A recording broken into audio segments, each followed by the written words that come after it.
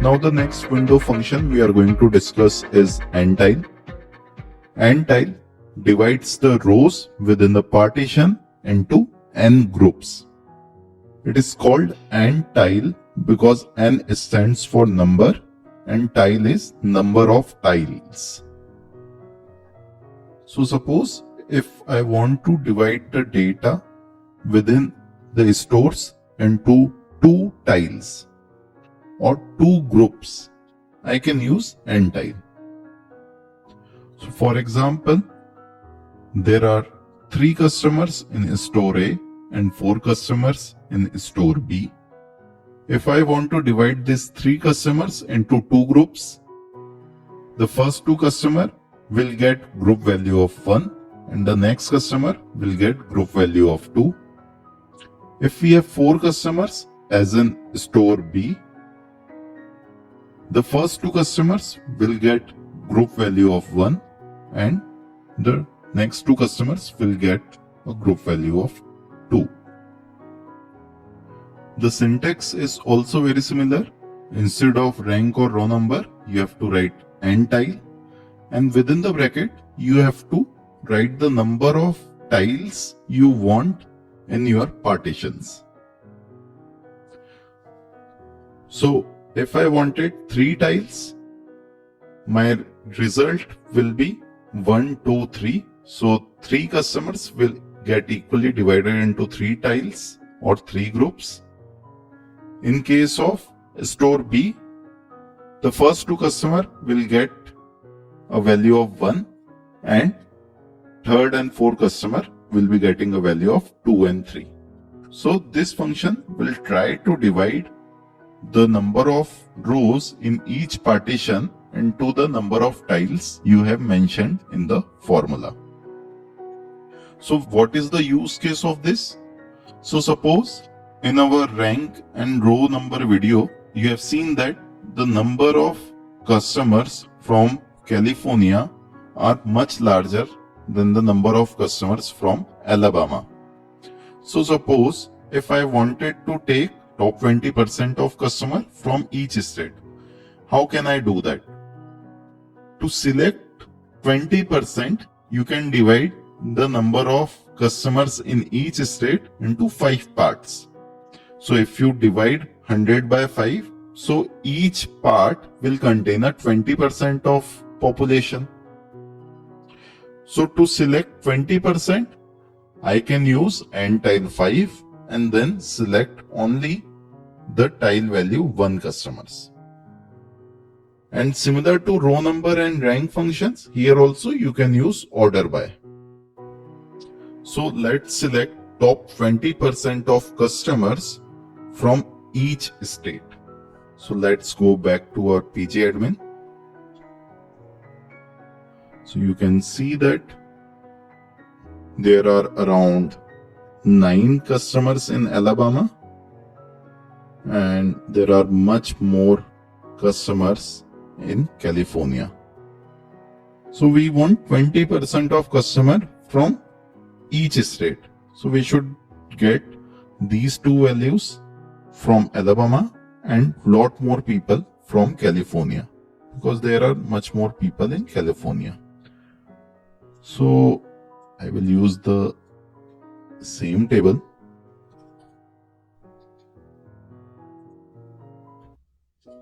Let's provide n-tile.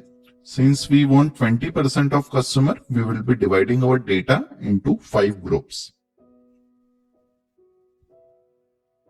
If you want 10%, then you have to divide your data into 10 groups. If you want just 5%, you have to divide your data into 20 groups. So 100 divided by the percentage you want. So I want 20%, so 100 divided by 20, which is 5. That's why I have to write n-tile 5. Divide my data into 5 groups. Again, partition by state and order by order num. And I will write it tile number.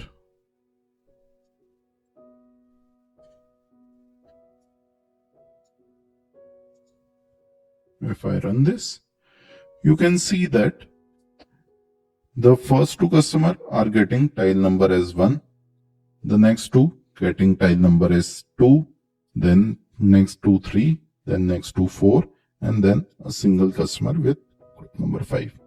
If you can go to California, here you will find many more customers within each group. So you can see there are lot more people in group 1, group 3, group 4 and group 5. For a small state, for example, in Kentucky, we are getting just 4 customers. So roughly around 20% of customer from each state we are getting. And how to filter out, since our task is to get only 20% of customers from each state on the basis of their number of orders, we can just select a where clause. Select star from this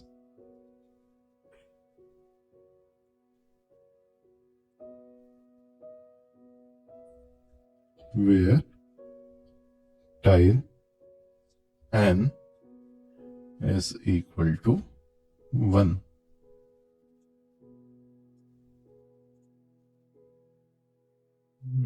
There is something wrong with our data. Okay, as a, and we'll write a dot.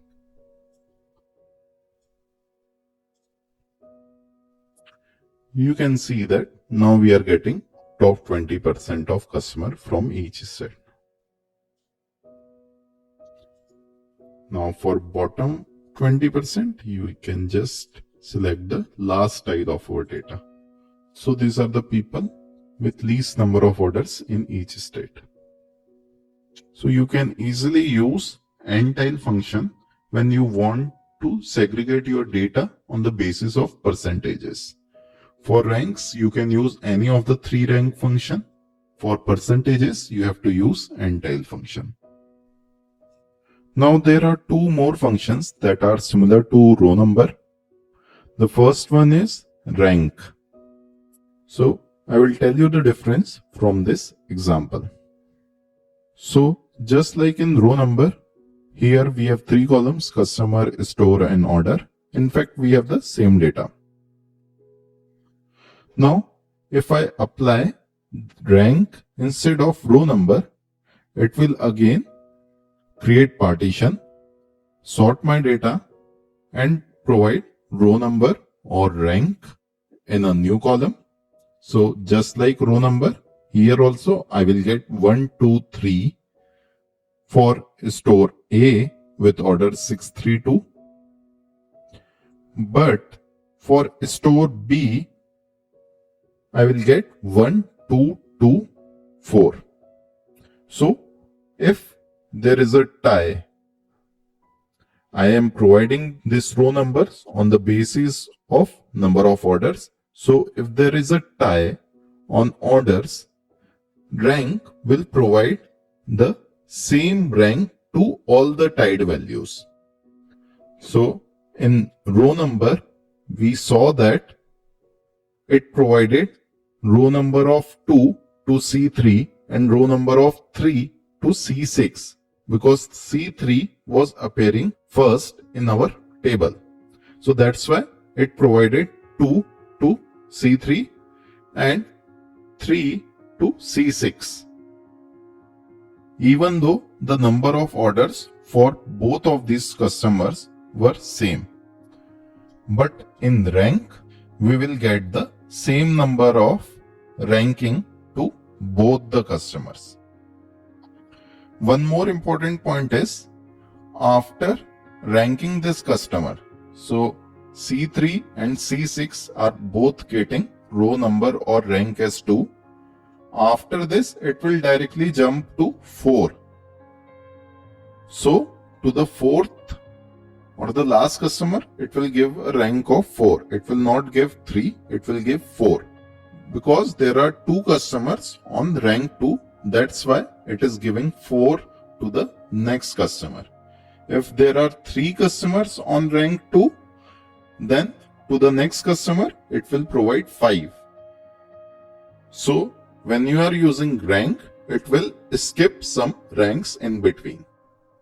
The formula and the syntax is almost same, just instead of row number, you have to use rank. Now another variation of row number and rank is dense rank. In dense rank, the only difference is here in rank, we were skipping number 3. Dense rank will never skip any rank. So even if there are 3 customers on rank 2, to the 5th customer, it will provide rank 3. So there is no skipping of rank in dense rank, and there is a skipping of rank in rank function. In dense rank and rank, there are same ranking for tied values. In row number, all the rows within a partition will have the unique value. So remember these 3 functions. The difference between these 3 are asked frequently in many interview questions. So once again, I'll repeat. In row number, all the rows will be unique within a partition. In rank and dense rank, there can be same ranking on tied values. And there is no skipping of rank in dense rank, as the name suggests, densely ranked. And there will be a skipping of ranks in rank function if there is a tie. Again, for dense rank also, the syntax is almost same. Just instead of row number or rank, you have to use dense rank. Now let's apply this in our data. So in our last lecture, we created row n variable. Now let's create rank and dense rank variable in the same table. So I will just copy paste this. For rank, we will write rank, and here also I will name this column as rank number. And similarly, for dense rank, we will write dense rank, and I will save this column as D rank.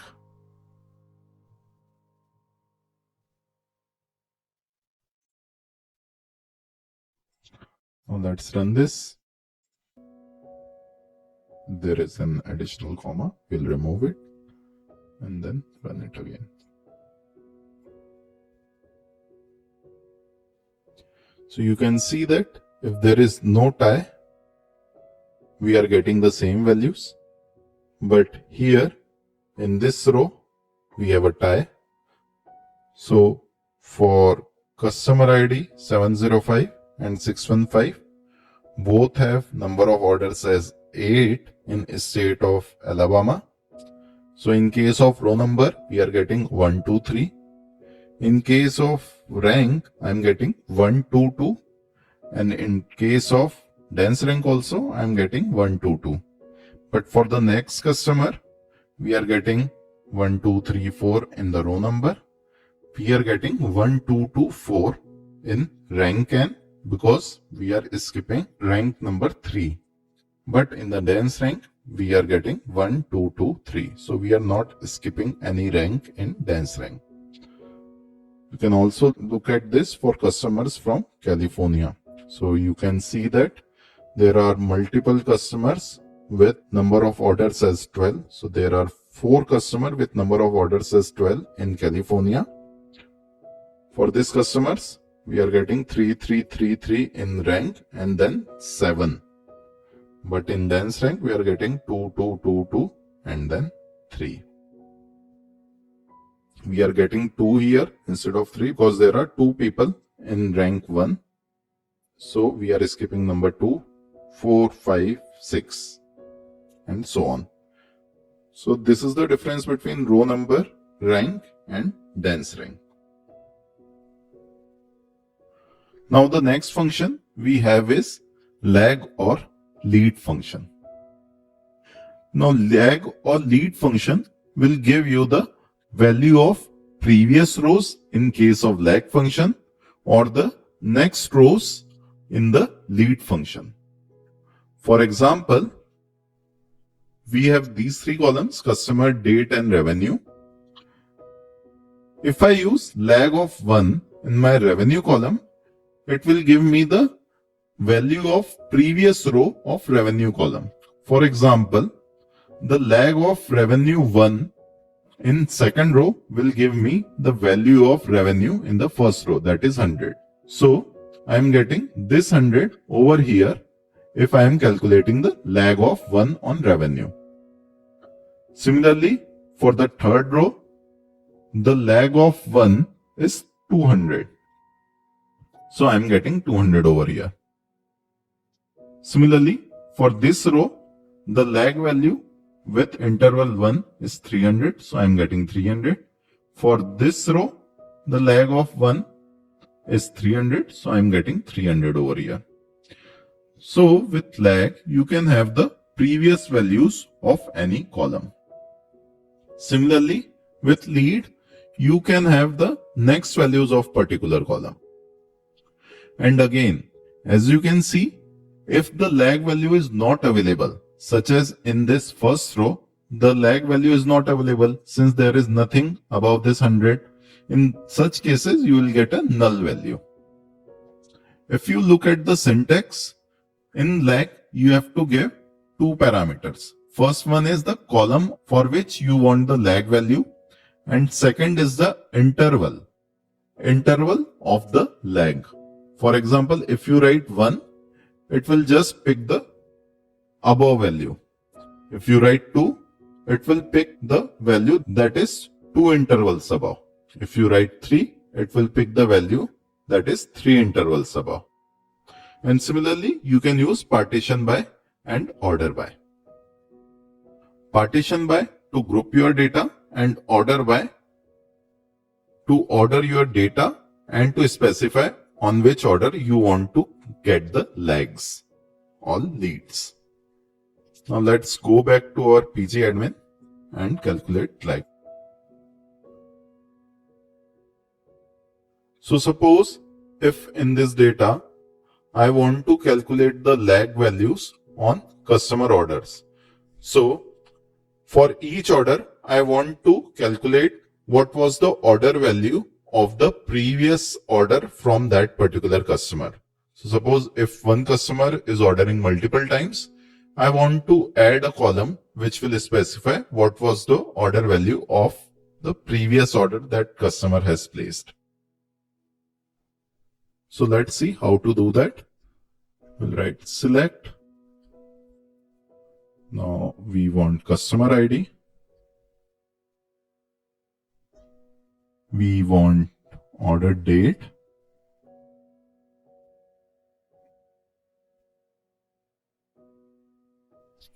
Order ID. Sales value. And then lag of sales value. I want the previous order, so lag of 1 over partition by customer. So I want to do this analysis on customer basis. I want to calculate for each customer what was their previous order value. So that's why partition by customer ID and order by order date. So my orders can be arranged using the order date. So we'll write order by order date is previous sales. This is the alias. Similarly, we can also get the previous order ID. So I will just copy it. I will calculate the lag on order ID. The interval is 1. Partition by order date, and this time we'll write previous order ID.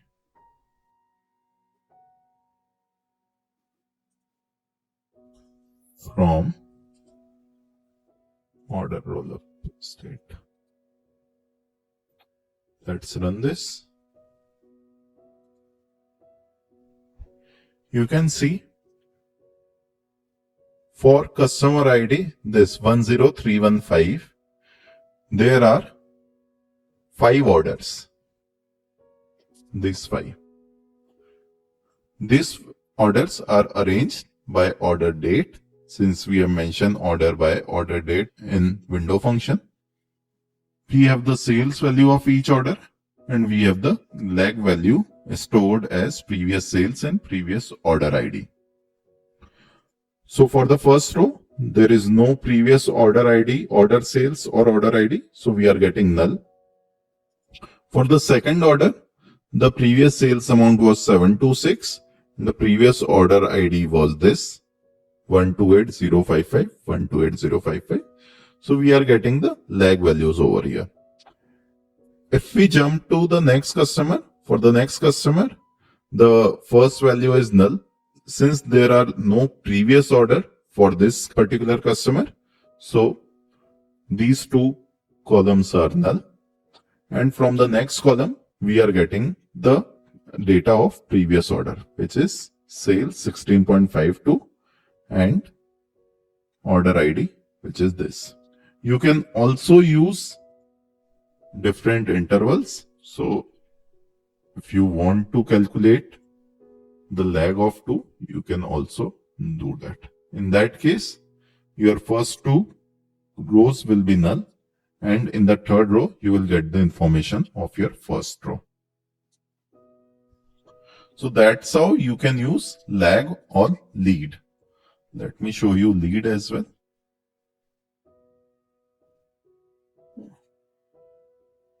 In lead, you will get the data of next rows. So